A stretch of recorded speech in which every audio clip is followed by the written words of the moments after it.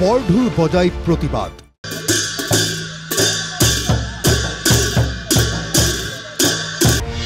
হাতত পৰ্টাল লৈ খিলঞ্জীয়াৰ ৰণহুংকাৰ।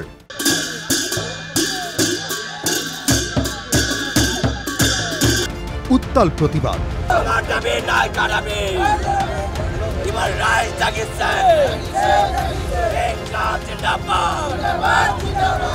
এয়া সোণাপুৰৰ ডিগাৰু গেট। কচুতলিৰ উচ্ছেদক কেন্দ্ৰ কৰি উত্তাল ডিমৰীয়া। সমবেত হ'ল বিভিন্ন দল সংগঠন। স্থানীয় সংগঠনৰ নেতৃত্বত ওলাল প্ৰতিবাদী সমদল।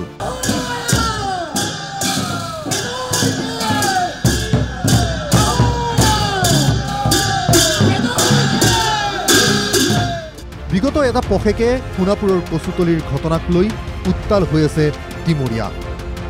শেহতীয়াকৈ গুৱাহাটী উচ্চ ন্যায়ালয়ে উচ্ছেদত স্থগিতাদেশ দিছে। 30 ছেপ্টেম্বৰ পৰ্যন্ত বন্ধ থাকিব উচ্ছেদ। কিন্তু তাৰ পাছতেই উত্তাল হৈ পৰিছে খিলঞ্জীয়া। ডিমৰীয়াতো উচ্ছেদৰ দাবী তুলি প্ৰতিবাদ ৰাইজৰ। প্ৰতিবাদকাৰীৰ দাবী ডিমৰীয়াৰ অন্য 6খন পঞ্চায়ত এলেকাত চলা অবৈধ দখলকাৰীৰ আগ্ৰাসনৰ বিৰুদ্ধেও প্ৰশাসনে ব্যৱস্থা গ্ৰহণ কৰক। আমি অনুষ্ঠান ডিমৰীয়াৰ যিমানটা ব্লক আছে, যিমানটা পঞ্চায়ত আছে, সকলোটা পঞ্চায়ততে ইয়াতে ভূমি অগ্ৰাসন চলি আছে। এই ভূমি অতি শীঘ্ৰে মুক্ত কৰিব লাগে। তেওঁক যদি তেওঁলোকৰ লাজ আছে, তেওঁলোকৰ যদি শ্ৰম আছে, তেতিয়াহ'লে তেওঁ এই ভূমি এতিয়ালৈকে এৰি যাব লাগিছিল। কিন্তু তেওঁলোকে এৰি নাযায়।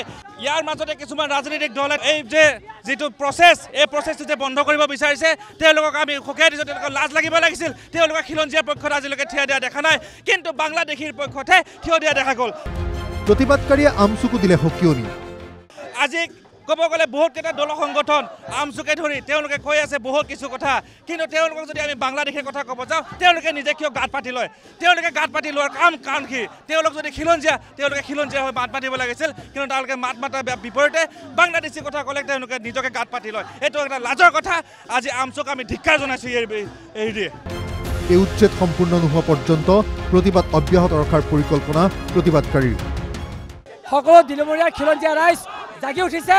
প্ৰতিবাদ কাৰ্যসূচী হৈছে ডিমৰীয়াৰ ভৱিষ্যত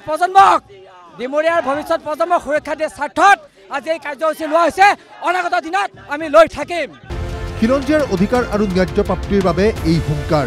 চৰকাৰে দাবী কিদৰে লয় সেয়া হ'ব লক্ষণীয়।